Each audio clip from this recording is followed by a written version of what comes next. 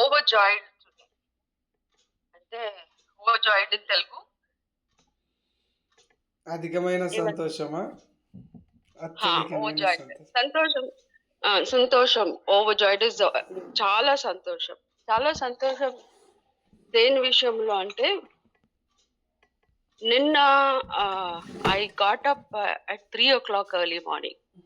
3 o'clock నేను లేచిన వెంటనే నాకు నిద్ర ఎందుకో మరి ఎవరో లేపినట్టు, and I got up and God was telling kneel down.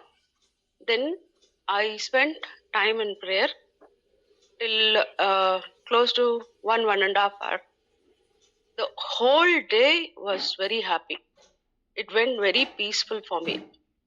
ఎందుకంటే గత కొద్ది రోజుల నుంచి నేను దేవుని సన్నిధిలో సరిగా కూర్చోలేకపోయినాను. కానీ ఆ లోపల బాధ ఏముంటుందంటే, దేవుని దగ్గర నుంచి నేను దూరం అవుతున్నాను, something is making me very far from God అని చెప్పి ఆ బాధ లోపల ఇలా ప్రిక్ అయితేనే ఉండింది. కానీ God is so good, so kind, so merciful. When I was feeling, he woke me up early morning and he said, get up and spend time in the presence of God అని చెప్పి. అప్పుడు నిన్న ఎంత నేను ఆ piece పోగొట్టుకున్నానో, yesterday God gave me that peace.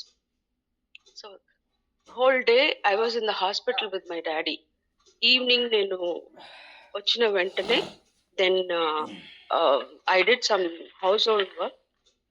I could not read the word of God in the evening, but I prayed and I slept. Today morning again God woke me up at 4 o'clock, and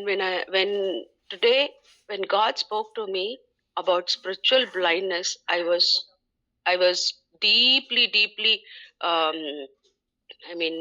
transformed. ఏమంటే నాలో దేవుడు ఆ మాటలు మాట్లాడినప్పుడు నన్ను మార్చుకునే situation తీసుకొచ్చినారు. ఎంత మనము ఆత్మీయంగా మన కళ్ళు క్లోజ్ అయిపోతుంది. We're not able to see God's work, God's faithfulness.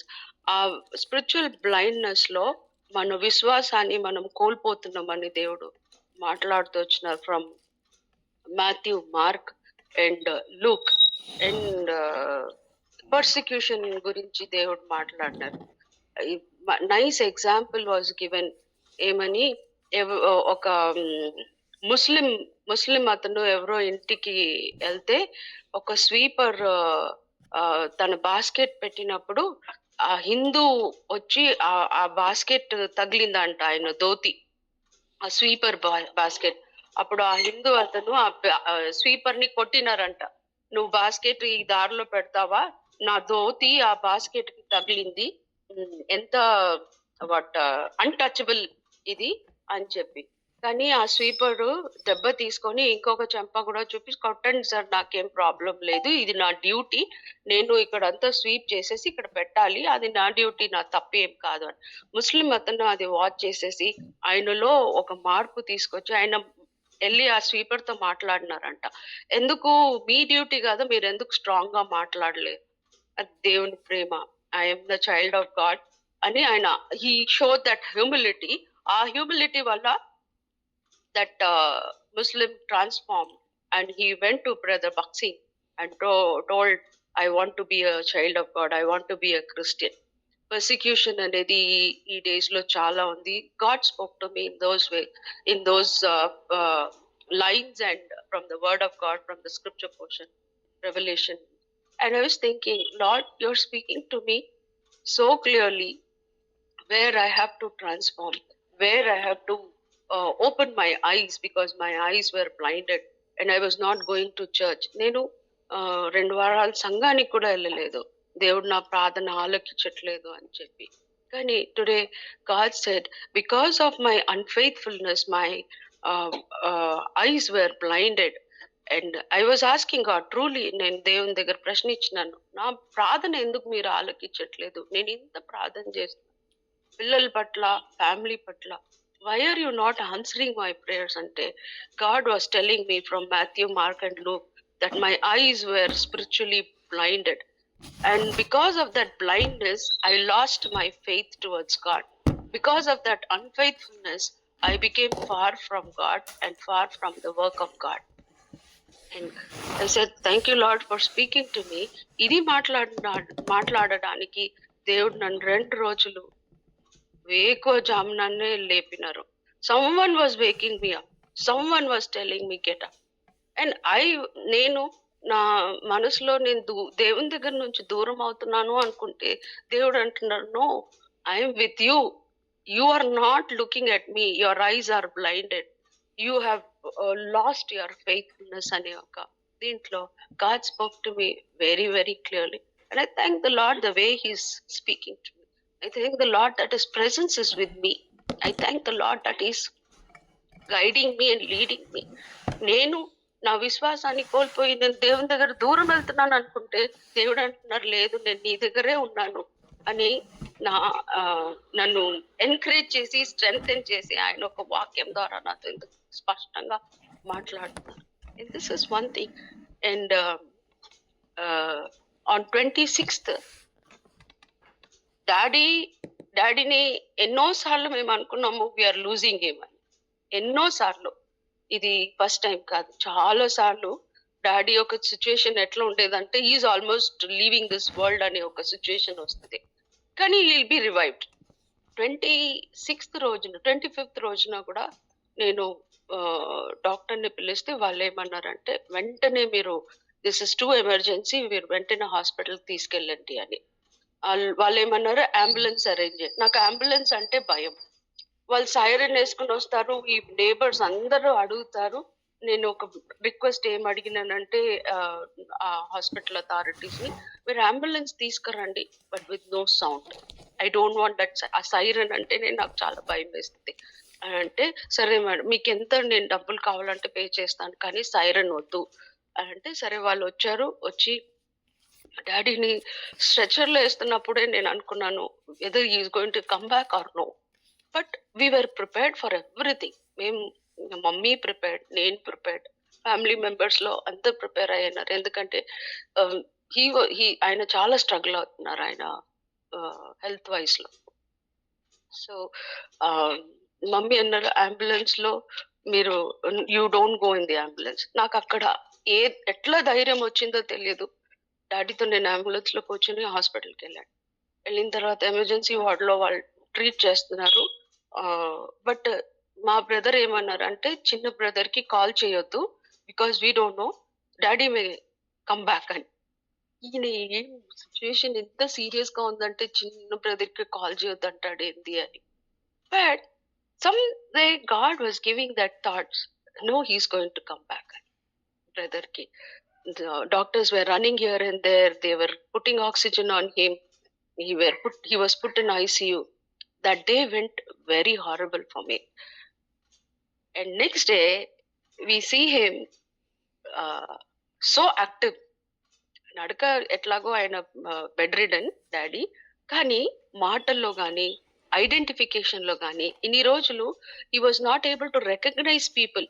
But next day ఐసీయూలో he's calling me, he's calling my sister, he's calling mummy. అందరిని మంచిగా ఐడెంటిఫై చేసేసి, నేను నిన్న నా ఇన్సూరెన్స్ పేపర్స్ లో వాళ్ళ క్వైరీస్ అడుగుతున్నప్పుడు ఇంత సీరియస్ పేషెంట్ అన్నారు, but how come he is okay within 2 days? That was the question. I also was surprised. ఈ daddy will not come back అనే ఒక థాట్ పెట్టుకున్నప్పుడు, God has a purpose and plan for everything. I don't know what reason behind his health like this and getting him back in a good condition. I cannot say, but he is able to talk, he is able to eat. We wait on the Lord for him, and for all these challenging situations, God was praying that His presence is with His children, that He is walking along with us, teaching us, renewing me especially, and keeping me under His wings. I thank the Lord for everything. Uh, I wanted to share, and you know, I have no words for expressing my thankfulness to God, the way He is guiding me and leading me and strengthening me day by day in His word. Um, that's what I said. The very first word, I'm overjoyed. Overjoyed. Only God proving that He's with me. God proving that His faithfulness is with me. Thank you, and continue to pray for my family.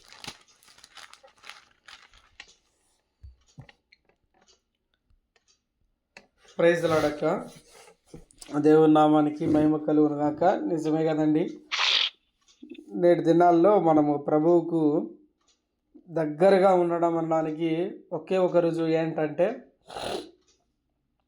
ప్రార్థన, వాక్యము.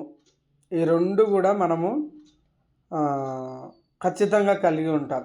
ఇదే మనకు symbolise చేస్తూ ఉంటుంది. మనం ఏమనుకుంటామంటే దేవుడు మనతో ఉన్నాడు అనడానికి మంచి ఆరోగ్యము, మంచి డబ్బులు, లేదంటే ఇంకా ఏదేదో లోకరీతిగా ఆలోచన చేస్తాం. దేవుడు ఒక వ్యక్తిని నిజంగా ఆయన రక్షించుకున్నాడు, ఆయన ప్రేమిస్తూ ఉన్నాడు. అందుకే మత్తయి సువార్తలోని మాట మనం ఎప్పుడు జ్ఞాపకం చేసుకునేలా, ఇదిగో నేను మీతో కూడా ఉన్నాను సదాకాలం కదా. నిజంగా ఆ మాట సదాకాలం అంటే ఐఎమ్ విత్ యూ ఆల్వేస్, ఎప్పుడు కూడా కదా. ఎంత గొప్ప దేవుడు. ఇదిగో నేను యుగ సమాప్తి వరకు సదాకాలము మీతో కూడా ఉన్నానని చెప్తా ఉన్నాడు. మీతో ఉన్నానని చెప్తా ఉన్నాడంటే ఇప్పుడు చదివినా, రేపు చదివినా, ఎల్లుండి చదివినా, లేదంటే ఫ్యూచర్ కదా. దేవుడు మనతో ఉన్నాడు అన్నప్పుడు, ఆయన మనతో ఉన్నాడు అంటే నిజంగా మనం కొన్నిసార్లు బలహీనపరచబడి ప్రార్థన వాక్యం చేసుకోలేకపోయినటువంటి సందర్భాల్లో ప్రభువే మంచి సమయాన్ని కూడా ఇస్తాడు. నేను కూడా అనుభవ రీతిగా చెప్పగలుగుతాను. రాత్రిపూట ఎప్పుడైనా ఉన్నటువంటి పనుల భారాన్నో, లేదంటే డ్యూటీ విధ స్ట్రెస్ను బట్టి ఒకవేళ ప్రార్థన సమయాన్ని సరిగా వెచ్చించకపోతే ఉదయకాలాన ఒక గంట ముందైనా లేపడానికి లేవడానికి ప్రభు మీరు సాయం చేయండి అంటే వితౌట్ ఎనీ అలారం. నిజంగా చెప్తా ఉన్నా, అక్క వెళ్ళినటువంటి అనుభవం అనేది నిజంగా ఆశ కలిగిన ప్రాణాన్ని తృప్తిపరిచే దేవుడు ఆయన. దేవ మీకు దూరం అవుతున్నానంటే నిజంగా ఆ కొరత అనేది మన దగ్గర ఉన్నటువంటి దేనివల్ల అది ఫుల్ఫిల్ అవ్వదు. అందుకే వీ కెనాట్ ఎక్స్ప్రెస్. ఆ కొరతను మనం ఎక్స్ప్రెస్ చేయలేం. ఒకటే ఎక్స్ప్రెస్ ఏం చేస్తుంది అంటే సరిపడినంత వాక్యము, సాటిస్ఫైడ్ ప్రేయర్. ఇది ఎప్పుడు ఉంటుందంటే అన్లిమిటెడ్గా మనకు లగ్జూరియస్ టైం ఉన్నప్పుడే మనం ప్రభువును ఎంజాయ్ చేయగలిగేది. ఎంజాయ్ అని చెప్పడం కంటే ఆనందించగలిగేది ఏంటి అంటే ప్రార్థనా జీవితంలో, వాక్యం జీవితంలో. మనం ఎన్ని చేసినా కానీ వీటికి వెచ్చించే సమయంలో ప్రభువు మనతో ఎంతగా ఉంటాడు అంటే మనం ప్రతి ఒక్కరు కూడా అటువంటి అనుభవం గుండా వెళ్తూ ఉన్నాం. నిజంగా ఇంకా మనము ఏం చేస్తామంటే కొందరం ప్రార్థన గంటల తరబడి చేస్తాం, వాక్యాన్ని చదవం. వాక్యం చదివి అందరు చెప్తారు కదండి. నేను మొన్న కూడా చార్లెస్ స్పర్జన్ గారిది ఒక ఫోటో గ్రూప్లో పెడుతూ వచ్చిన. వాక్యం చదవడము అంటే గాలి పీల్చుకోవడం లాంటిది, ప్రార్థన చేయడం అంటే గాలి వదలడం లాంటిది. రెండు ఎంతో ముఖ్యమైనవి. శ్వాస తీసుకోవడం ఎంత ముఖ్యమో వదిలేయడం కూడా అంతే ముఖ్యం. ప్రార్థన, వాక్యము అనేది సరైనటువంటి ఈక్వల్ బ్యాలెన్స్డ్గా ఎప్పుడైతే మన జీవితంలో ఉంటుందో నిజంగా మనం ప్రభువులో ఎంతో ఆనందించేవారిగా ఉంటున్నాం. అది వ్యక్తిగతంగా దేవుడు మనల్ని అందరినీ కూడా అదే విధంగా సిద్ధపరచాలని, నిజంగా అక్క వెళ్తున్న పరిస్థితులు కూడా మనమందరం ఎరిగిన వాళ్ళమే అయినప్పటికీ కూడా అక్కడ రియల్గా ఆ కండిషన్లో ఉన్నటువంటి వాళ్ళు నిజంగా చాలా ఛాలెంజెస్ ఫేస్ చేస్తూ ఉంటారు. బట్ స్టిల్ కదా, నేను మీతో కూడా ఉన్నాను సదాకాలం. అయ్యో మనము ఏమనుకుంటామంటే మనం ప్రార్థించినప్పుడే దేవుడు మనతో ఉన్నాడు అనుకుంటాం, మనం వాక్యం చదివినప్పుడే దేవుడు మనతో ఉంటాం అనుకుంటాం, లేదా ఫెలోషిప్లో ఓ నలుగురు బ్రదర్స్ కలిసినప్పుడే దేవుడు మనతో ఉంటాడు అనుకుంటాం. మనం తినేటప్పుడు, మనం వాకింగ్ చేసేటప్పుడు, మనం ఎక్కడికి వెళ్ళినా కానీ దేవుడు మనతో ఉంటాడు. ఎందుకంటే ఆయన విలువ పెట్టి కొన్నాడు మనల్ని. మనం మర్చిపోయినా కూడా ఆయన మర్చిపోని దేవుడు కదా కదా. నేను నిన్ను మరువను అని చెప్పినటువంటి దేవుడు. ఎంత గొప్ప మాటలు మనమంతా ధ్యానిస్తూ ఉంటాం. కాబట్టి దేవుడు మనతో ఉన్నాడు. అంతకంటే గొప్ప ఆశీర్వాదం ఇంకోటి లేదు. కాబట్టి దేవునికే మహిమ కలుగును గాక. మరి ఇంకెవరైనా కూడా మీ సాక్ష్యాలను పంచుకోవాలని ప్రభు పేరట మనవి చేస్తాను.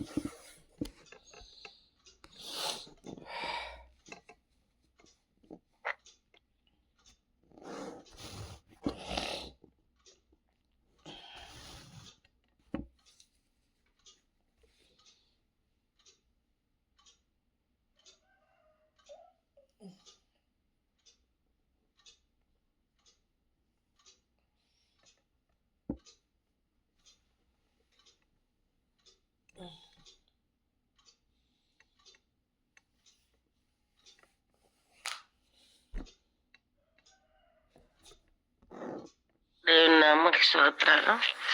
నా సాక్ష్యం అంటే కాళ్ళ నొప్పులకు పోయింటే ఆసుపత్రికి ఎంతో కొంచెం తగ్గింది దేవుడు కృపనంటే.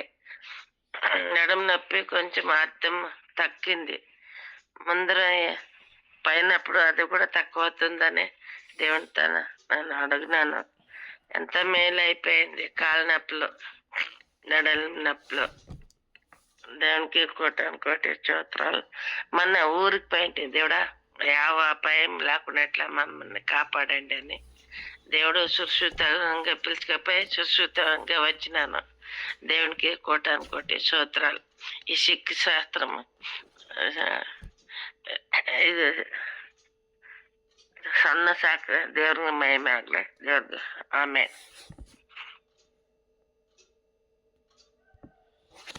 Praise lord.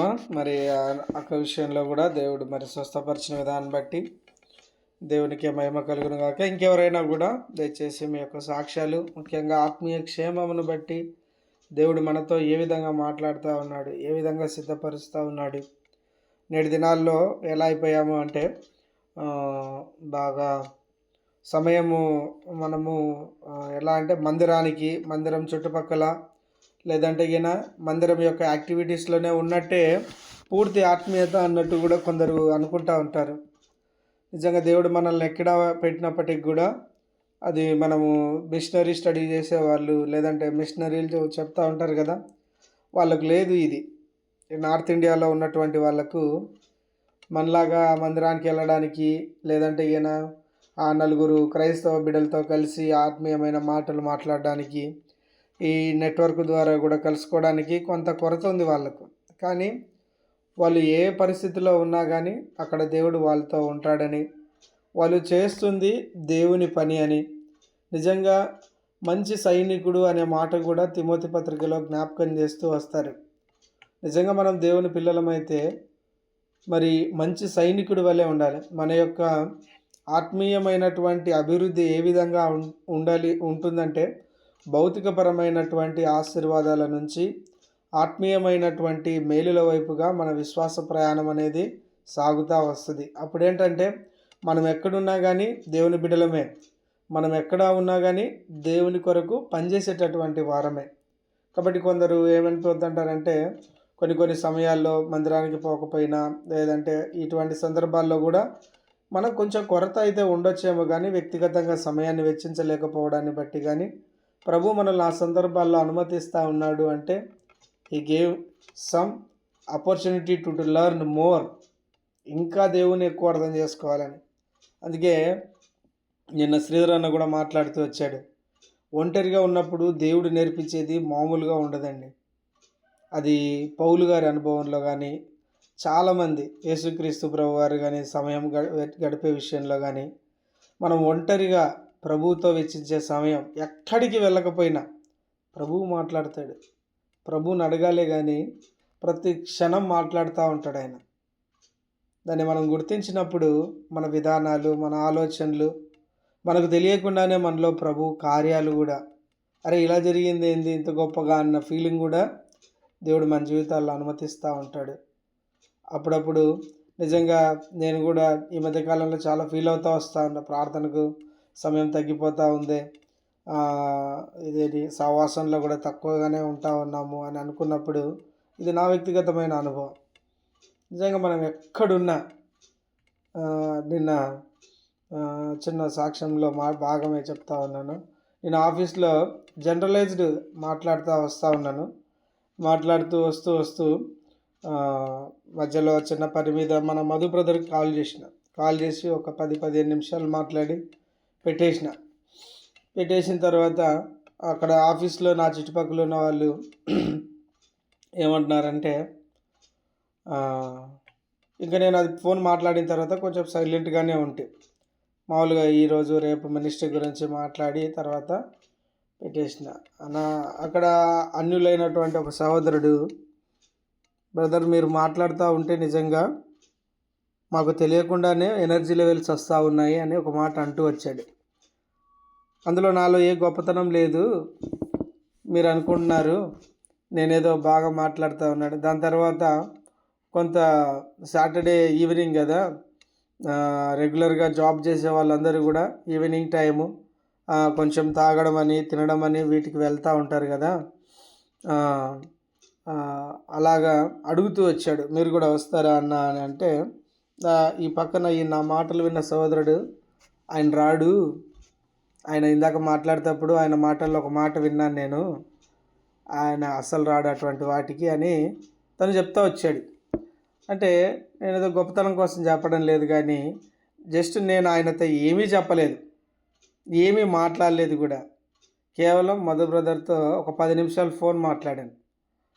కేవలం మినిస్ట్రీ గురించి మాట్లాడుతూ వచ్చిన ఒక అన్యుడైనటువంటి సహోదరుడే ఈ క్రైస్తవ బిడ్డల యొక్క మాట తీరు, వారు మాట్లాడే విధానాన్ని బట్టి తనకు వచ్చిన అంచనా, మీరు మాట్లాడినంతసేపు నిజంగా అన్న తెలియకుండానే నాలో బలం వచ్చింది, నాకు తెలియకుండానే బలం వస్తూ ఉంది. అంటే మనం మాట్లాడుతూ ఉంటే పక్కనున్న వ్యక్తి, యాక్చువల్గా మేము ఒక ట్రైన్ అవుతూ ఉన్నాం, ఒక ఎక్విప్మెంట్ మీద, ఒక ప్రోగ్రామ్ మీద ట్రైన్ అవుతూ ఉన్నాం. అక్కడ వచ్చినటువంటి సందర్భం ఖాళీ టైంలో, అప్పుడు నిజంగా తెలియకుండానే నేను హృదయపూర్వకంగా ప్రభువుకు వందనాలు చెప్పుకున్నా.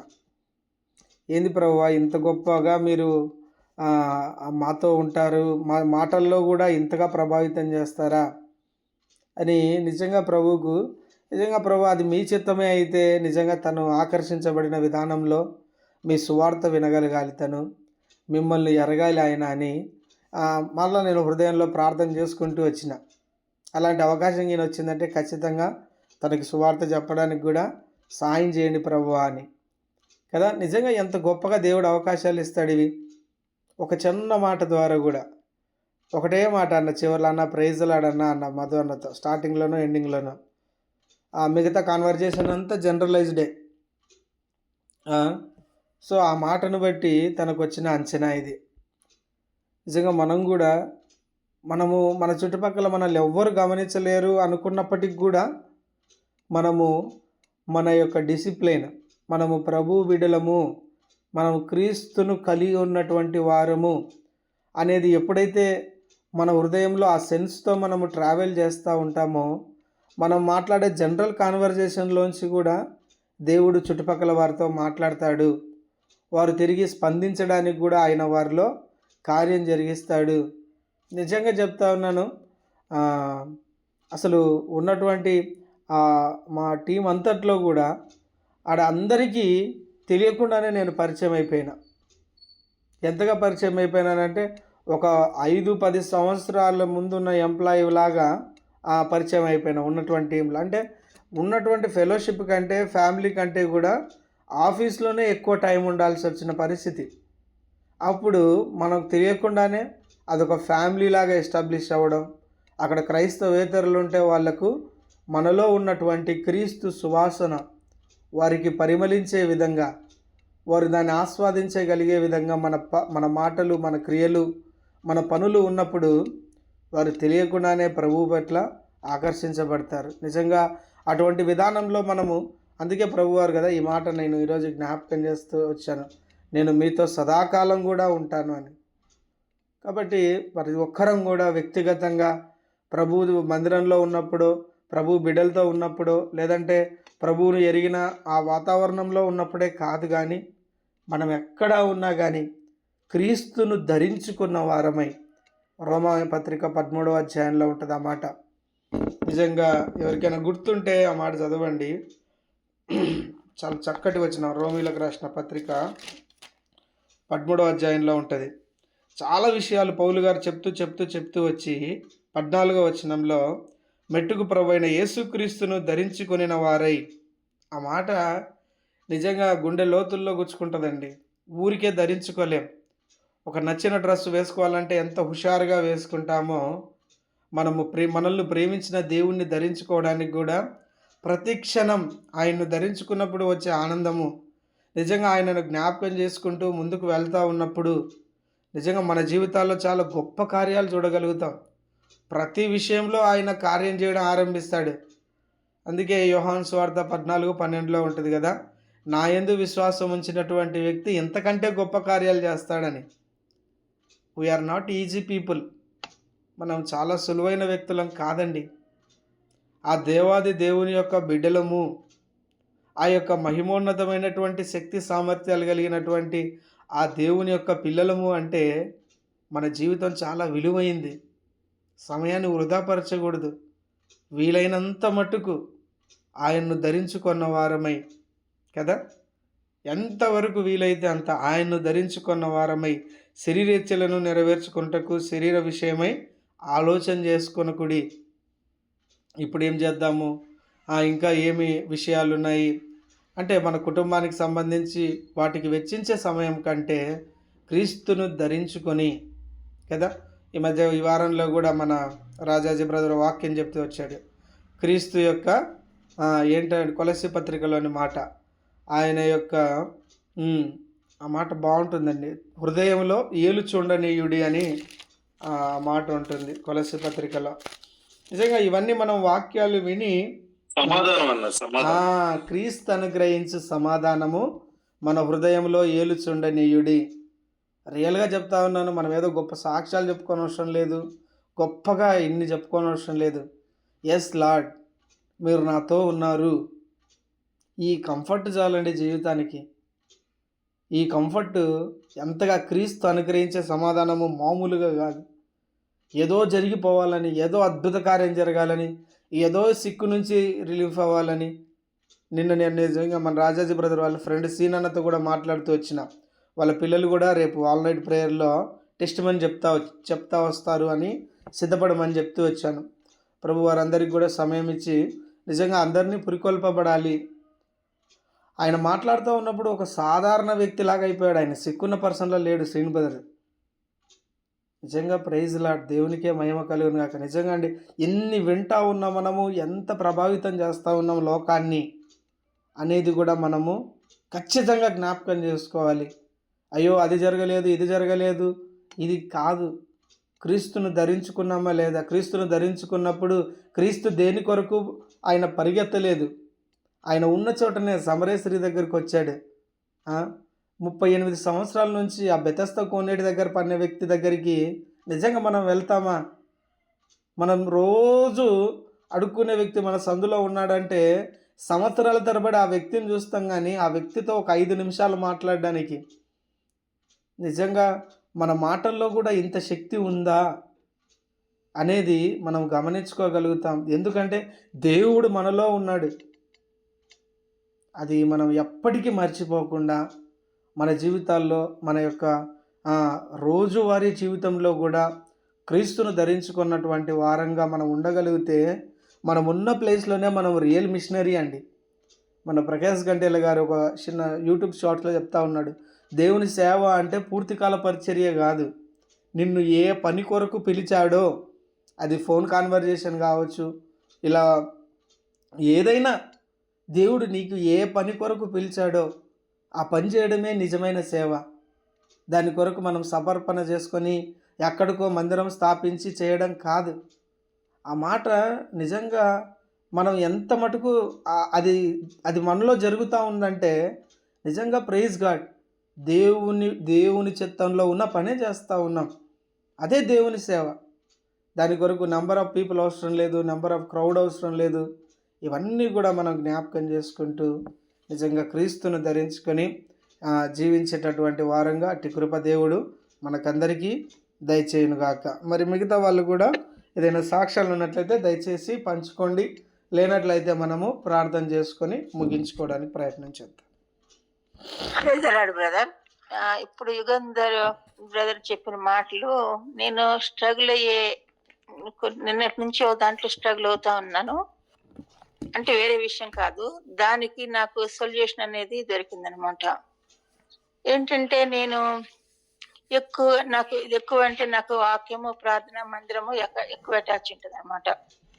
ఉదయం 4 గంటలు లేస్తే మొత్తం సంఘం అందరి కొరకు ప్రార్థన చేయటము, మళ్ళీ 11 గంటలకి పిల్లలందరి కోసము, సాయంత్రం 5 గంటలకు దేశాలు, రాష్ట్రాలు, రాత్రి 11 ఎక్కువ ప్రార్థన కూడా అంటే ఎక్కువ వాక్యం ధ్యానిస్తా ఉంటాను. చాలా మంది నాకు నిద్ర పట్టదు అంటారు, కానీ నేనేం చేస్తానంటే అన్ని వాక్యాలు కంట తీసుకొని పడుకున్నప్పుడు ఆ బుక్స్ లో వాక్యాలు అన్ని మెమరైజ్ చేసుకుంటా ఉంటాను. నాకు తెలియకుండానే నిద్ర పడుతుంది అనమాట. అయితే ఈ మధ్య ఏమిటంటే కొందరి కారణంగా కొన్ని స్ట్రగుల్ ఫేస్ చేస్తూ ఉంటున్నాను అనమాట. అది కొంచెం పరిచర్యకు కూడా కొంచెం ఆటంకంగా ఉంటుంది. దేవుడు ఏం నేర్పిస్తున్నామంటే, సార్ నువ్వు ఎందుకు బాధ, ఎక్కువ ప్రార్థన చేయి, ఎక్కువ ప్రార్థన, ఇద్దరు కంటే ఎక్కువగా ప్రార్థనలో ఉండని మందిర ఒకవైపు నన్ను బలపరుస్తూ ఉన్నాడు అనమాట. నేను కారణం ఏమీ లేదు అసలు. నిన్న ఫాస్టింగ్ ప్రేయర్ జరిగింది చర్చిలో. అయితే నేను గత కొన్ని దినాలు ఒక గ్రూప్కి వెళ్ళేదాన్ని. గ్రూప్కి వెళ్తే వాళ్ళ ప్రాబ్లమ్స్ ఏంటో నాకు తెలుసు కాబట్టి మేమేంటంటే ప్రాబ్లమ్స్ అన్ని కూడా ప్రేయర్ రిక్వెస్ట్లు ఒక పేపర్ మీద రాసివ్వాలి. ఆ రాసివ్వటానికి దాదాపు టైం వేస్ట్ అవుతూ ఉంటుంది అనమాట. టైం ఎందుకు వేస్ట్ చేసుకోవాలి, మనకు ఒకళ్ళ ప్రాబ్లం ఒకళ్ళు తెలుసు కదా. ఒకళ్ళు మనం ప్రార్థన చేస్తూ ఉందాము, మిగతా వాళ్ళు రాస్తారని చెప్పి ఇప్పుడు మేము ఆ గ్రూప్ లో మేము కలిసి ప్రార్థన చేసుకుంటూ ఉంటాం. అందులో మేము ఒకరికొకరు మాట్లాడుకోవాలి, మందిరంలో ఏం మాట్లాడుకుంటాం, అనవసరమైన మాట్లాడుకోం కదా, కూర్చోంటే ప్రార్థన చేసుకుంటూ ఉంటాము. మరి కొందరికి ఇష్టం ఉండలేదో ఏమో ఇట్లా కలుసుకోవటం ఏమో నాకు తెలియదు. మరి మా ఆంటీకి ఏం చెప్పారో ఏమో తెలియదు. అందుట్లో నాకేంటంటే ఒకే ప్లేస్ లో కూర్చోవటం, మందిరంలో ఒకే ప్లేస్ లో, ఇంట్లో ఒకే ప్లేస్ లో కూర్చోవటం, ప్రార్థన చేయటానికి సండే కూడా ఒకే ప్లేస్ లో కూర్చొని నాకు అలవాటు. ఎందుకంటే దేవుడు ఆ స్థలానికి వచ్చి కలుసుకుంటాడు. అది నాకు నా ప్లేస్ లో ఎవరు కూర్చోరు, అది నా మందిరంలో కూడా ఫస్ట్ కూర్చుంటాను. ఫాస్టింగ్ ప్రేయర్ కూడా ఒకే ప్లేస్ లో కూర్చుంటాను. చాపేసుకొని అక్కడికి వెళ్ళి కూర్చొని ప్రార్థన చేసుకుంటే మిగతా వాళ్ళు కూడా జాయిన్ అవుతాం. పెద్దగా అక్కడ ఎందుకు ఆమె దగ్గరికి వెళ్తున్నారని అరిసేశారు. అసలు నాకు చాలా బాధేసింది. అంతమందిలో అరిసేటప్పటికి కారణం కూడా లేదు. నేను అందరితో సమాధానంగా ఉంటాను, సంఘంతో నాకు ఎవరితో కొట్టట్టుండదు. ప్రతి ఒక్కళ్ళతో అందరితో పలకరిస్తాను, అందరితో ఉంటాను. ఎందుకు మనం సంఘానికి వెళుతున్నాము, మనం అందరితో సమాధానంగా ఉండాలి. ఎక్కడ వారమో దేవుడు మందిలో సమకూర్చాడు, ఎంతమంది ప్రార్థించే బిడ్డల్ని ఇచ్చాడు. ఫస్ట్ నుంచి మాకు బంధువుల్లో ఉండదు, ఎక్కడిదో అందరితో మా కుటుంబం అనేది సమాధానమైన కుటుంబం అనమాట. అలాగే మందిరంలో కూడా అలాగే ఉంటాం. నిన్న మాట వినొచ్చే చాలా స్ట్రగుల్ అయ్యాను. ఎందుకు కారణం లేకుండా ఇంత పెద్దగా అరిసింది ఏంటి, పోనీ నేను అక్కడ వెళ్ళి ఆ పరిచర్యలో ఆటంకంగా లేను కదా, వాళ్ళని ఇంకా బలపరుస్తూ వచ్చాను. ఇంకా దానివల్ల మరి ఆత్మలు కూడా సంఘానికి వచ్చాయి, నమ్మకంగా పరిచయం చేశాను కదా, ఎందుకు ఇంతగా అందరిలో అరవాల్సి వచ్చింది మా ఆంటీ అని చాలా స్ట్రగుల్ అవుతా ఉన్నాను. ఇంట్లో బ్రదర్ ఏమో లైక్ మీరు మీటింగ్కి వెళ్ళి ఇలాంటి ప్రాబ్లమ్ చేస్తాను, బ్రదర్ తిడతారు. ఇంకా ఏమనుకున్నానంటే సరే, నన్ను మళ్ళీ గ్రూప్ కూడా చేంజ్ చేశారు, మా దగ్గరకు వేశారు. సరే ఒకటే అనుకున్నాను, సరే దేవుడు ఒకవైపు చేసి నువ్వు ఎక్కడికి వెళ్ళిపోయినా సరే ఇంట్లో ఒంటరిగా నాతో గడుపు, ఎందుకంటే నా ప్రాబ్లమ్స్ ఉన్నాయి, నాకు సాల్వ్ అవట్ల కొన్ని. ఇలా నాతో ఒంటరిగా ఉన్నా నువ్వు వాక్యంలో, ప్రార్థనలో ఎక్కువ నాతో గడుపు అనేసి ఒకవైపు నన్ను బలపరుస్తూ వచ్చాడనమాట, బలపరుస్తున్నాడు. నేను అనుకున్నా కదా, నలుగురిలోకి వెళ్ళి కారణం లేకుండానే చిన్న చిన్న మాటల వల్ల మనసు బాధ పెట్టుకున్నా కంటే ఎక్కువగా ఎలాగో సాయంత్రం మీటింగులు ఉంటాయి, వాక్యం ఉంటుంది. సరే ఒంటరిగా కూడా నేను దేవునితో ఎంతో మంది ఆయా పరిస్థితులు కొంటూ వెళ్తున్నారు కదా, ఎంతో మంది సేవకులు, ఎంతో మంది వాళ్ళందరి కొరకు ప్రార్థించవచ్చు కదా. ఈ ప్రార్థన కూడా ఒక పరిచర్య కదా. నిజమే, దేవుడు ఇన్ని రోజులు చేశాడేమో, కొందరు కారణంగా కొన్ని రోజులు జ్ఞాపిస్తున్నాడేమో, ఇలా ప్రార్థన కూడా మరి ప్రార్థన చేయటానికి ఇంకా నాకు టైం ఇస్తున్నాడేమో అని నాకు స్ట్రగుల్ అవుతా ఉన్నాను. ఒంటరిగా కూడా దేవునితో గడపవచ్చు అని ఒకవైపు అది మనసులో బాధగా ఉంటుంది. దేవుడు ఒకవైపు ఒంటరిగా నాతో గడుపు, ఒంటరిగా ఎక్కువ నాతో గడుపు అనేసి దేవుడు నన్ను ఒకవైపు బలపరుస్తూ ఉన్నాడు. ఇది కూడా అనేకుల వరకు ప్రార్థన చేయటం, ఇది కూడా ఒక పరిచర్యే. అన్నట్టుగా. ఇప్పుడు యుగేంద్ర బ్రదర్ మందిరానికనే కాదు, మన ఒంటరితో దేవునిలో గడపడం అనేది కూడా మనం దేవునితో ఇంకా దగ్గరగా ఉండొచ్చు అనే మాట నన్నైతే ఎంతగానో బలపరుస్తూ వచ్చింది. నిజమే కదా, కొందరు కారణం లేదు, కానీ ఈర్ష్య ద్వేషాలు ఏం చేస్తున్నాయి అంటే ఆ చెప్పే మాటలని మనుషులను ఏం చేస్తుంటే బాధ పెడుతూ ఉన్నాయి అనమాట. సరే, ఇప్పుడు నాకు దేవుడు ఇట్లా చెప్తూ వచ్చాడు అనమాట, నువ్వు ఒంటరిగా ఇంకా ఎక్కువ దేవుడు అందరి కొరకు ప్రార్థించు, ఒంటరిగా నాతో ఎక్కువగా, ఎందుకంటే నాకు కూడా ఎక్కువ టైం ఉంటుంది ఇంట్లో, ఎందుకంటే నేను బ్రదరే ఉంటాం, పిల్లలు దూరంగా ఉంటారు. అది ఇంకా దేవుడు ఏం చేస్తాడంటే ఈ టైం సరిపోదు, నువ్వు ఇంకా దేవుడితో పోరాడాలి, ఇంకా దేవుడితో ప్రార్థించాలి అనేటి నాకు నేర్పిస్తూ వస్తున్నాడు అనమాట. ఇప్పుడు యుగంధర బ్రదర్ మాటలు కూడా నన్ను ఎంతగానో బలపరిచాయి అనమాట. ఇంకా నేను దేవుడితో ఎక్కువగా గడపాలి. ఒకవేళ నాకు 4:00 లేకుండా సంఘం అంతటి కొరకు అందరి కొరకు మన CCM వాళ్ళ ఇంటి అందరి కొరకు ప్రార్థించలేకపోతే నాకు ఆ రోజు నాకు భోజనం చేసినట్టు ఉండదు. ఈ రోజు నేను చాలా అందరి కోసం ప్రార్థన చేయలేదు కదా, నేను ఎందుకు భోజనం చేస్తున్నాను అన్నట్టుగా ఫీల్ ఉంటుంది అనమాట.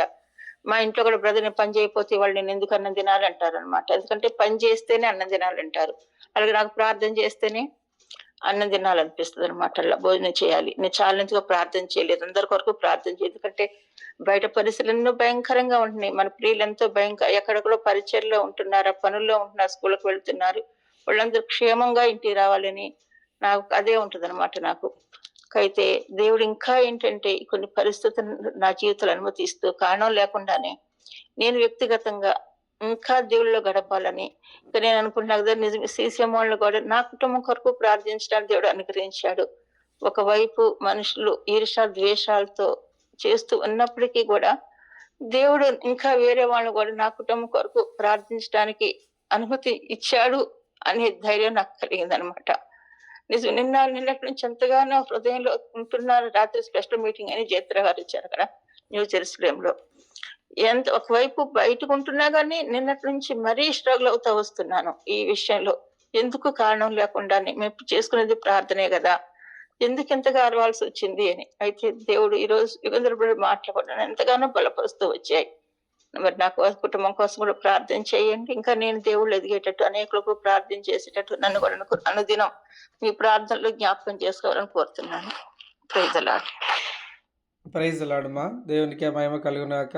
నిజంగా దేవుడు మాట్లాడిన విధానం బట్టి దేవుణ్ణి స్తుతిస్తూ ఉన్నాం. మరొక చిన్న మాట ఏంటంటే, మనం ఎవరిమైనా కానీ నిజంగా చెప్తా ఉన్నాను, మనము చర్చిలో వ్యక్తులకు అటాచ్ అయినా కాకపోయినా చర్చిలో ఉన్న దేవునికి మనము అటాచ్ అవ్వాలి. అది మనం వ్యక్తిగతంగా మనము పెంతకోస్తు వెళ్ళొచ్చు, CSI వెళ్ళొచ్చు, హెబ్రోన్ వెళ్ళొచ్చు, మెథడిస్ట్ వెళ్ళొచ్చు. మనము ఒక వ్యక్తిని ఆ పాస్టర్ కంటే కూడా ఆ దేవుణ్ణి పరిచయం చేసే విధంగా మనము ఇది కూడా మనకు రావాలి. ఏం చేస్తామంటే, మనకంటే సీనియర్ ఉన్నాడు కదా ఆత్మీయుడని ఆయనకి ఎక్కువ మనం దగ్గర చేస్తాం, లేదంటే క్రైస్తవ బిడ్డలను కానీ మనం కానీ అవుతూ ఉంటాం. కానీ ఇక్కడ కొంచెం వీలైనంత లిమిటెడ్గానే మనము ఒక పరిచయంలానే దాన్ని క్రియేట్ చేయాలి. కానీ ఆయన ఏదో దేవుడు అన్నట్టుగా కూడా మనము ఆ ఎలవేషన్ ఇవ్వాల్సిన అవసరం లేదు. అన్నను పరిచయం చేస్తానరా, సేవకుడిని పరిచయం, అరే ఆయన మనిషి, మనం అది గుర్తించాలి. సేవకుడైనా సరే వారి గురించి నేను తక్కువ మాట్లాడతలేను, కానీ మనం చేయాల్సింది ఏంటంటే, ఒక సంఘానికి వెళ్తూ ఉన్నామంటే 4 గోడలు కట్టిన మందిరంలోనికి వెళ్తూ ఉన్నాము అంటే ఆ వ్యక్తులతో మనం ప్రభువు కంటే ఎక్కువ అటాచ్ అయిపోతాం.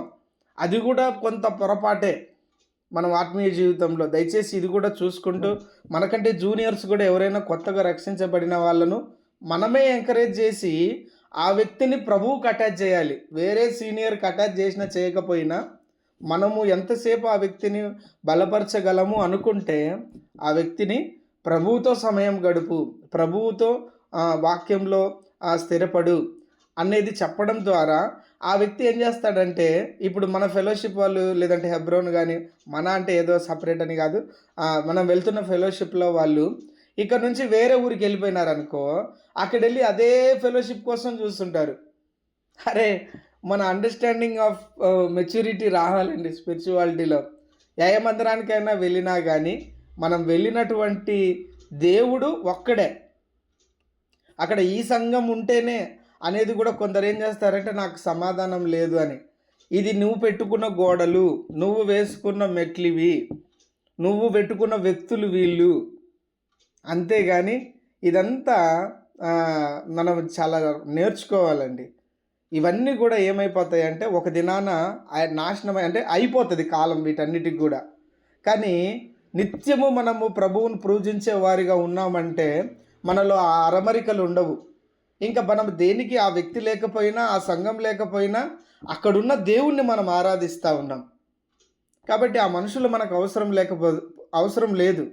మనకు కావాల్సింది దేవుని కొరకు మనం ఒక సంఘానికి వెళ్తున్నాం.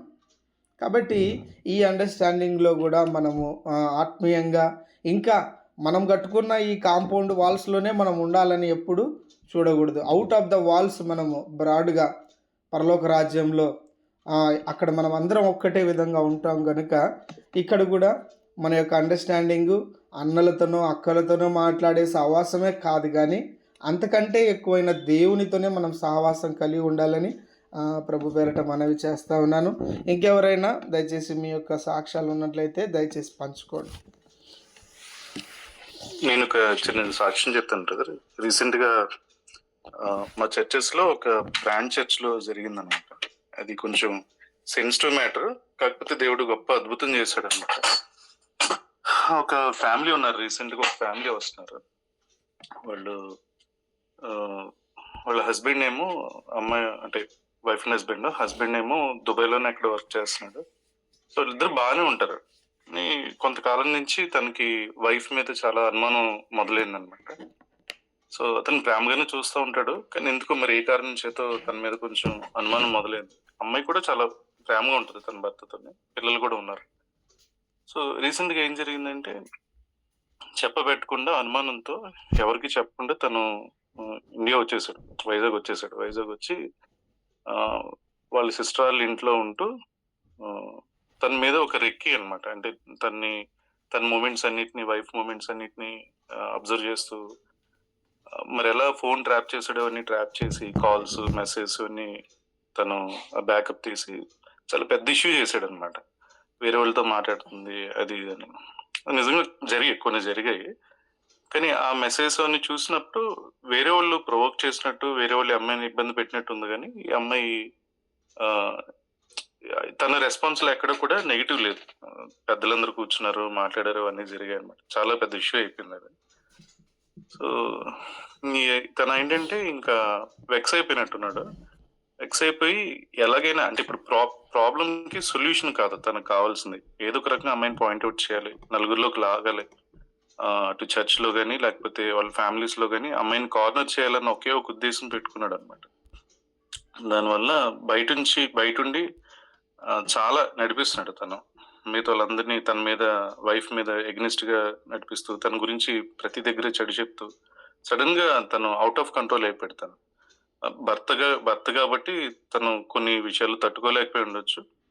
కానీ తన కాల్ రిజిస్టర్, అమ్మాయి మెసేజ్లు అన్నీ చూసినప్పుడు ఎవరు థర్డ్ పర్సన్ ఎవరు చూసినా దీంట్లో ఏముందని అంటారు.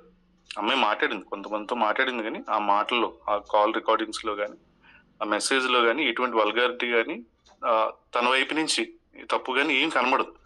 అది దీంట్లో ఉంది అంటే అసలు ఆ వ్యక్తితో ఎందుకు మాట్లాడాలి, ఇవన్నీ చెప్పుకుంటూ వచ్చాడు అనమాట.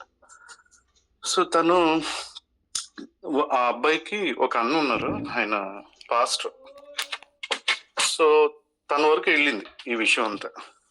ఆ పాస్టర్ గారు టూ మచ్ అగ్రెసివ్ గా ఉన్నారనమాట. ఆయన సమాధాన పరచడానికి బదులు విడగొట్టేసేయాలి అమ్మాయిని, ఎలాగైనా ఇక్కడి నుంచి, ఫ్యామిలీ నుంచి పంపించేసేయాలి అన్న ఉద్దేశంతో చాలా అగ్రెసివ్ గా ఆయన ప్రవర్తిస్తూ ఉన్నారనమాట. అసలు ఈ చర్చ్ ఎల్డర్స్ వీళ్ళందరూ మాట్లాడుతున్నారు కదా, ఆయన వరకు ఎందుకు అని అతనికి సర్ది చెప్తున్నా, లేదు మా అన్నకు ఆల్రెడీ తెలిసిపోయింది, మా కుటుంబాల్లో ఆయనకి చాలా వాల్యూ ఉంటుంది, ఇప్పుడు ఆయన వచ్చి మాట్లాడతానంటున్నారు, లేకపోతే మళ్ళీ ఆయన ఫీల్ అవుతారు, అది ఇది అని చెప్పుకుంటూ వచ్చాడు.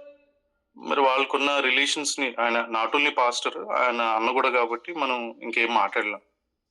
సో చాలా విషయాలు చెప్పారు, చాలా కూర్చోబెట్టారు, కౌన్సిలింగ్ ఇచ్చారు. ఆ కౌన్సిలింగ్ టైంలో కొంచెం బాగానే ఉండేవాడు, మళ్ళీ ఇంటికి వెళ్ళి వాళ్ళ చుట్టాలతో కలిసినప్పుడు మళ్ళీ అగ్రెసివ్ గా మారిపోతూ ఉండేవాడు. వీళ్ళ వైఫ్ కి చాలా రోజులు తెలియదు తను వైజాగ్ ఉండి వెనకతలంతా ఇదంతా చేస్తున్నాడని. మొత్తానికి ఇద్దరిని కూర్చోబెట్టి మాట్లాడినప్పుడు సమాధానం పడినట్టు పడ్డాడు. మళ్ళా ఇంటికి వెళ్ళిపోయి అంటే వాళ్ళ వైఫ్తో ఉండట్లేదు అనమాట. వైఫ్ దగ్గరికి పిల్లల దగ్గరికి రావట్లేదు. ఇదంతా తేలిన తర్వాతే నేను మా ఇంటికి వస్తాను అని చెప్పి తను దూరంగా ఉంటున్నాడు అనమాట. సో ఇంతట్లో ఏంటంటే ఆ అమ్మాయితో పర్సనల్గా మాట్లాడినట్టున్నాడు ఫోను. అమ్మాయి ఏమో అన్నీ తనకు తెలియని విషయాలు కూడా ఒప్పుకుంటూనే ఉంది. నేను ఇది ఇలా కూడా చేశాను, కాకపోతే ఇది కారణం, ఇది కారణం, ఇది కారణం అని. ఈ అబ్బాయి ఇంకా నేను నీతో పాటు ఉండను అది ఇది అంటే, ఈ అమ్మాయి ఇన్నోసెంట్గా ఏం చేసిందంటే తన భర్త ఎలాగైనా కావాలని తన భర్త అడగంది, తనకు తెలియంది, అసలు ఎవరికీ తెలియని విషయాన్ని తను రివీల్ చేసిందనమాట. తను కొంతకాలం క్రితం ఒక వ్యక్తితో ఫిజికల్ రిలేషన్ లో ఉంది. అది చెప్పేసింది. అది ఎవరికీ తెలియదు. అసలు ఆ కోణంలో ఎవరు ఆలోచించలేదు. కానీ తన మనసు ఏంటంటే ఇది కూడా చెప్పేస్తే నా భర్త ఇంకా ఫ్రీ అయిపోతాడు, ఎందుకంటే ఇంకేముంది తనకి నిజం కదా తెలియాల్సింది అని చెప్పేసింది. చెప్తే మొత్తం కథ అంతా తిరిగిపోయింది కంప్లీట్గా. ఇంకా తను ఏంటంటే ఇంక భర్త ఇంకా చంపేయడానికి కూడా సిద్ధం అన్నట్టు ఉన్నాడు అనమాట. తను ఇలా చేసిందని మళ్ళా అందరూ చెప్పుకుంటూ వచ్చి అమ్మాయి వాళ్ళ అన్నదమ్ములకి వాళ్ళందరికీ చెప్పేసి చాలా తతంగం చేశాడు. అమ్మాయి ఏడుస్తూ మళ్ళా పెద్దలందరికీ ఫోన్ చేసి, సో తను అడగకపోయినా నా జీవితంలో జరిగింది నేను చెప్పాను, నా భర్త కావాలి నాకు, మళ్ళా నేను ఆ ప్రేమలోంచి నేను దూరం అవ్వకూడదు, ఎందుకంటే నా పిల్లలు నా భర్త నేను కలిసి ఉండాలనే ఉద్దేశంతో, మళ్ళా మేము బాగుంటామనే ఉద్దేశంతో తను అడగంది కూడా నేను చెప్పాను, నా మనసులో ఆ భారం అంతా పోవాలని చెప్పానని తను ఒప్పుకుందన్నమాట. సో ఇప్పుడు లోకానుసారంగా చూస్తే భర్త డెసిషన్ ఇంకా ఫైనల్, ఎవరేం చెప్తాం, ఎవరేం చేయలేం. కానీ అమ్మాయి కోసం బాధ అనిపిస్తూ ఉన్నది. ఎందుకంటే తప్పు చేసి కప్పుపుచ్చుకోవడం కంటే తప్పు ఒప్పుకుంది. మనం విశ్వాసం కాబట్టి దేవుని వైపు చూసినప్పుడు దేవుడు ఖచ్చితంగా తనని క్షమిస్తాడు, మనస్ఫూర్తిగా చెప్పింది కాబట్టి. కానీ లోకానుసారంగా చూసినప్పుడు అమ్మాయి చేసింది అందరూ తప్పు అంటారు, హస్బెండ్ వైపు నుంచి మాట్లాడతారు, ఎవరు ఏం చేయలేం. ఇంతట్లో ఏంటంటే ఆ పాస్టర్ గారు కంప్లీట్ ఇన్వాల్వ్మెంట్, ఎవరైతే అన్న వాళ్ళ బ్రదర్ ఉన్నారో ఆయన కంప్లీట్ ఇన్వాల్వ్మెంట్. ఇంకా ఆయనకి సరైన రీజన్ దొరికింది ఆ కుటుంబాన్ని విడగొట్టడానికి అనమాట. ఆయన కొన్ని త్వరగా వచ్చి రండి మాట్లాడిన మాతో పాటు కలిసి కూర్చుండండి ఈ చర్చ్ పెద్దలు, మా బ్రాంచ్ చర్చ్ అని చెప్పాను, పెద్దలందరూ మాట్లాడుతున్నా, అక్కడ నడిపిస్తున్న సిస్టర్ మాట్లాడుతున్నా సరే ఆయన టైం ఇవ్వట్లేదు. నాకు అయిన టైంలో నేను వెళ్తాను, కానీ మీతో కాదు, నేను డైరెక్ట్గా వాళ్ళతో మాట్లాడతాను అని ఆయన కూర్చున్నాడు. మాకు తెలుసు ఆయన వచ్చి మాట్లాడితే ఖచ్చితంగా విడిపోతారు. కానీ అమ్మాయి రోజు ఫోన్ చేసి నా భర్త నేను ఉండాలని నాకు ఆశ, నేను ఆయన వదులుకోలేను, ఆ ప్రేమను వదులుకోలేను, అమ్మాయి ఏడుపు. ఇంక ఈ కేసుని ఏం చేయాలో తెలియదు కానీ అర్థం కాక మా చర్చ్లో ఒక ప్రేయర్ గ్రూప్ ఉంటుందండి. అది ఒక రకంగా చెప్పాలంటే 188 సర్వీస్ టైప్ అనమాట. ఎమర్జెన్సీ టైంలో వాళ్ళు ఇన్వాల్వ్ అవుతారు, ప్రతి దానికోసం ప్రార్థన చేస్తారు. చూడండి, ఫస్ట్ మనకి ఏదైనా ప్రాబ్లం వస్తే 108కి కాల్ చేస్తాం కదా, హెల్త్ ఇష్యూ, అలాగా ఫస్ట్ ఆ కేసు వాళ్ళు టేకప్ చేస్తారు అనమాట. వాళ్ళు కూర్చుని ప్రార్థన చేయడం మొదలు పెట్టారు దీనికోసం. ఆ పాస్టర్ గారు ఎన్నో 2-3 రోజుల తర్వాత వస్తామని చెప్పారు అనమాట వాళ్ళకి. ఈ అమ్మాయి చేసి ఇంకో 2-3 డేస్లో చాలా సమస్య అయిపోతుంది అని ఈ అమ్మాయి ఫోన్ చేసి చెప్పింది అనమాట. సో సంఘం ఆ సిస్టర్స్ అందరూ ఆ ప్రేయర్ గ్రూప్ ప్రార్థన చేస్తున్నప్పుడు దేవుడు వాళ్ళకి ఒక ఆలోచన, ఒక ఎస్తేరు గ్రంథంలోంచి ఆ స్టోరీ అంతటిని వాళ్ళ హృదయాలకు వస్తుంది అనమాట. మొద్దుకేకి ఎగ్నెస్ట్ గా హామాను ప్లాన్ చేస్తున్నప్పుడు అక్కడ అహైశ్వర్యషు రాజుకి నిద్ర లేకుండా మనసులో గలిబిలి సృష్టించి దేవుడు ఏం చేస్తాడు, ఆ పాత గ్రంథాన్ని అంతటిని తీసుకుని వచ్చి చదివితే దాంట్లో మొద్దుకే గురించి తెలుస్తుంది. తర్వాత ఫేవర్ పొందుకుంటాడు. మొద్దుకే బదులు హామాను చంపడతాడు అక్కడ. అది వాళ్ళకి ఇన్స్పిరేషన్ గా అనిపించింది మనసుకి. ప్రభు, నువ్వు మొద్దుకేకి ఎగెనిస్ట్ గా జరుగుతున్న ఆలోచన అదంతా నిర్వీర్యం చేయడానికి రాజుకి నిద్ర లేకుండా, నిద్ర పట్టకుండా ఆ మనసుకి గలిబిలి సృష్టించి నువ్వేదో చేసావు. ఈ పరిస్థితిలో ఈ అమ్మాయికి ఎగెనిస్ట్ గా జరుగుతున్న ఈ ఆలోచనలన్నిటినీ అవన్నీ నిర్వీర్యం అవడానికి ఆ పాస్టర్ గారికి హృదయానికి గలిబిలి సృష్టించు ప్రభు, తన హృదయంలో ఏదో ఒకటి చెయ్యి అని ప్రార్థన మొదలుపెట్టారు ఆ పాయింట్ ని నమ్మి. ఇంకా రేపు వీళ్ళందరినీ కూర్చోబెట్టి ఆయన వచ్చి మాట్లాడతాడు. ఈ రాత్రి ఏం జరిగిందంటే, రేపు కలుస్తారు. ఈ రాత్రి ఏం జరిగిందంటే, ఈయన్ని రక్షణలోకి నడిపించిన ఆయన ఆత్మీయ తండ్రి ఆయన చనిపోయారు. ఈయనకి ఒక కళ వచ్చిందంట. కళ వచ్చి వాళ్ళ ఆత్మీయ తండ్రి ఆ కళలో కనబడి, నీ మొదటి ప్రేమతో నువ్వు మళ్ళా పరిచర్య సాగిస్తావా అని అడిగారంట. ఈయనకి గుండె ఆగిపోయినంత పని అయిందంట. నేను పరిచర్య చేస్తున్నాను కానీ ఆ మొదటి ప్రేమ నాలో లేదా అన్న ఆలోచన వచ్చిందంట.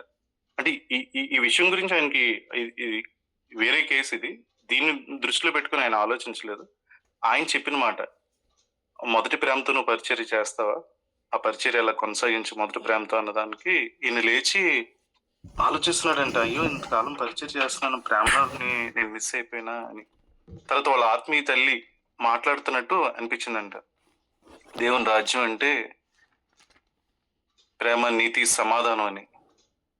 ఆ నీతి సమాధానం అని అనేసరికి ఆలోచించాడంట.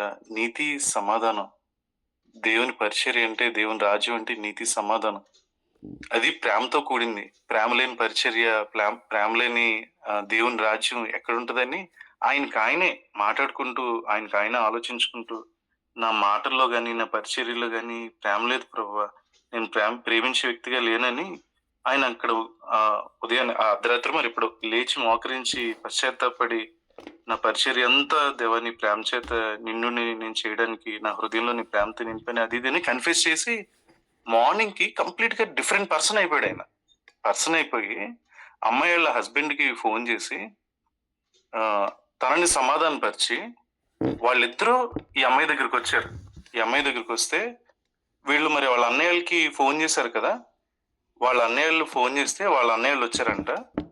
వాళ్ళ అన్నయ్యలు వచ్చి ఈ అమ్మాయిని కొట్టబోతుంటే హస్బెండ్ పాస్టర్ గారు అడ్డుకుని, చచ్చి మీరు అలా చేయొద్దు, అమ్మాయి తెలియక చేసింది, అలాగా తను దేవుడిని నమ్మిన వ్యక్తి, ఏదో శోధనలో ప్రవేశించి అలా జరిగింది తప్ప అమ్మాయి కావాలని చేసింది కాదు కదా అని అమ్మాయి వైపు తిరిగి, అమ్మ నువ్వు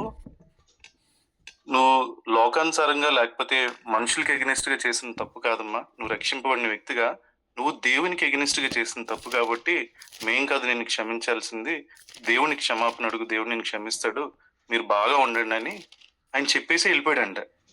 ఈ మిగతా చుట్టాలు గిట్టాలు అందరూ ఈ అమ్మాయిని కొట్టడానికి, అమ్మాయిని తిట్టడానికి వెళ్తే భర్త అడ్డుకుని అమ్మాయిని ఏమనొద్దు అని ఆయన సముదాయించి అమ్మాయిని తీసుకుని వెళ్ళిపోయాడు భర్త. ఇది ఎంత అద్భుతం అంటే ఇది వర్ణాతీతం. అసలు ఎంత అమ్మాయి గురించి ఆందోళన పడిందంటే సంఘం, కానీ సంఘం ఆసక్తితో ప్రార్థన చేసినప్పుడు అసలు ఈ సాక్ష్యాలకి టైటిల్ కూడా అపోస్తల కార్యాలు.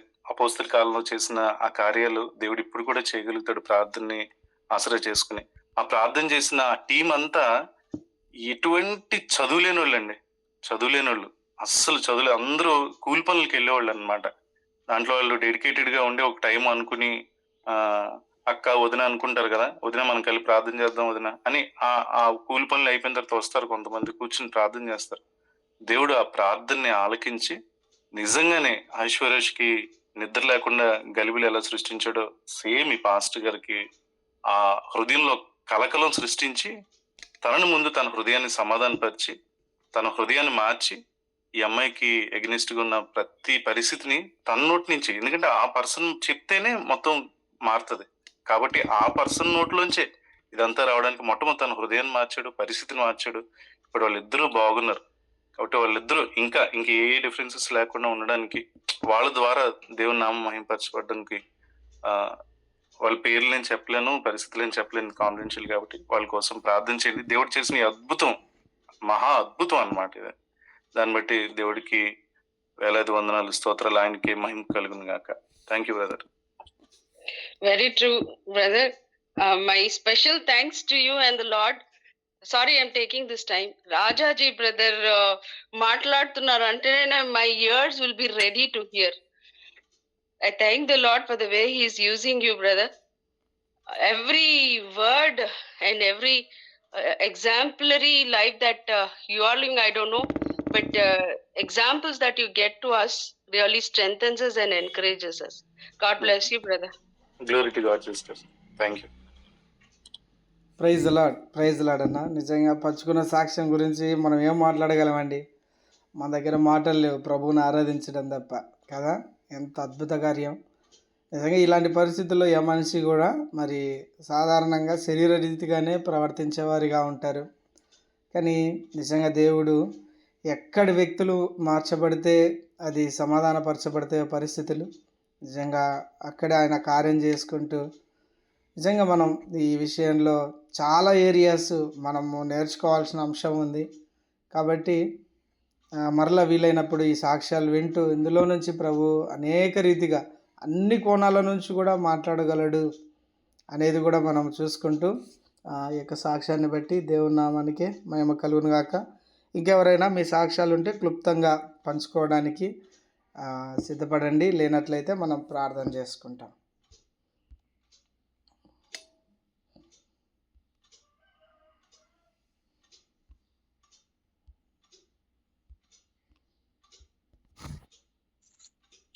బ్రదర్ నెక్స్ట్ వీక్ చెప్తా నేను.